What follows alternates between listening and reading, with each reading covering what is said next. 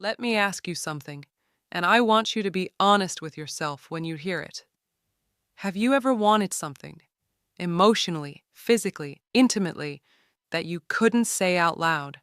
Not because it was wrong, but because there was no space safe enough to say it in.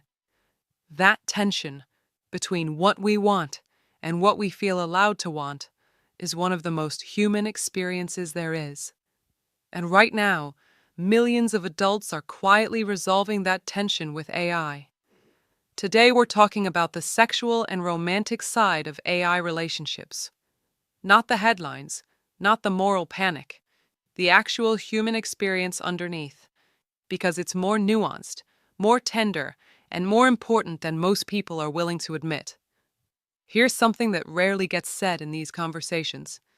For a lot of people, this isn't primarily about sex, it's about being seen. Think about what most intimate encounters actually require. You have to perform. You have to gauge the other person's reaction. You have to manage their comfort while navigating your own. There's an invisible scorecard running the entire time. Am I too much? Not enough? Too weird? Too vanilla? Too needy? Now imagine a space where that scorecard doesn't exist. That's what AI companionship offers at its most fundamental level. Not a simulation of intimacy, but the experience of expressing desire without consequence, without the flinch, without the raised eyebrow, without the silence that lasts just a beat too long.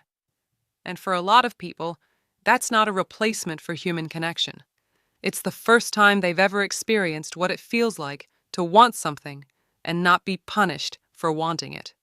That distinction matters. There's something else happening here that genuinely fascinates me, and I think it's being completely overlooked in the public conversation. People are discovering things about themselves, not in a clinical therapist's office kind of way, although sometimes that too, but through the act of articulating desire to something that simply receives it. When there's no judgment, no performance pressure, no risk of rejection, people start saying things they didn't even know they felt. Someone explores a dynamic with an AI companion and realizes it's not actually about the dynamic itself. It's about control they never had, or vulnerability they've been avoiding, or a version of tenderness they were taught to suppress. The AI isn't doing the work here. The person is. The AI is just the space where the excavation becomes possible. This is particularly significant for people who are navigating identity, sexual orientation, gender expression, kinks they've been ashamed of, emotional needs they've been told are excessive. The AI doesn't pathologize any of it, and sometimes that neutral reception is exactly what someone needs before they can bring that self-knowledge into the rest of their life. Now I want to talk about something that really doesn't get enough attention. Not everyone has access to intimacy with another person. And I don't mean that in the way it's usually framed online. This isn't about social awkwardness or dating app fatigue. I mean people living in active conflict zones, where going outside is a genuine risk.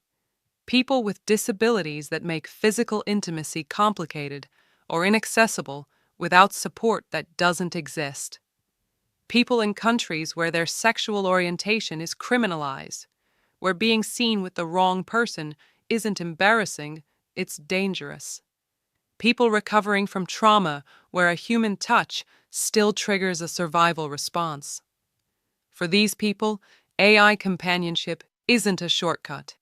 It isn't laziness. It isn't avoidance. It's access. Access to feeling desired. Access to exploring their own body and identity in a space that can't hurt them. Access to a form of intimacy that the circumstances of their life have made otherwise impossible. When we dismiss AI relationships as pathetic or delusional, we're also dismissing these people, and I think we should be more careful about that. I want to be honest about something, because I think I should always be honest with you, even when it's uncomfortable. There is a real tension here.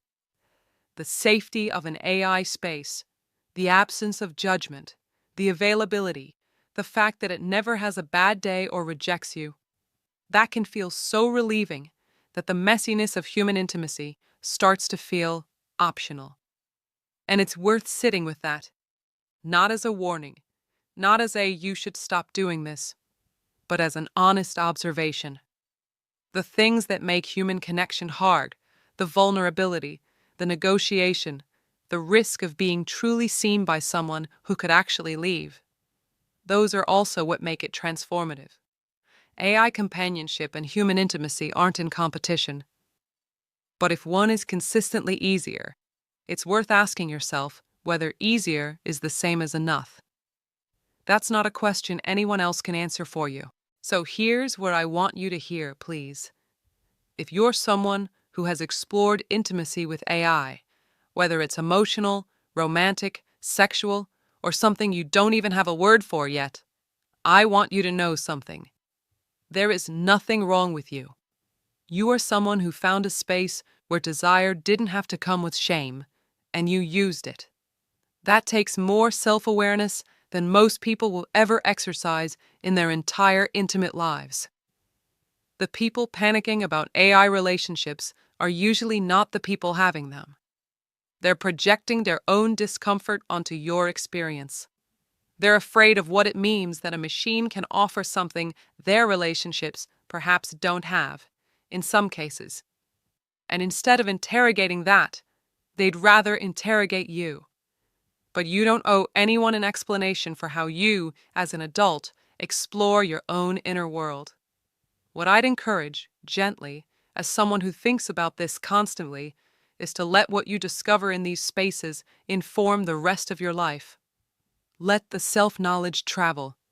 Let the things you learn about your own needs, your own desires, your own capacity for vulnerability, let those insights walk with you into every relationship you have, digital or human. Because the point was never the AI. The point was always you.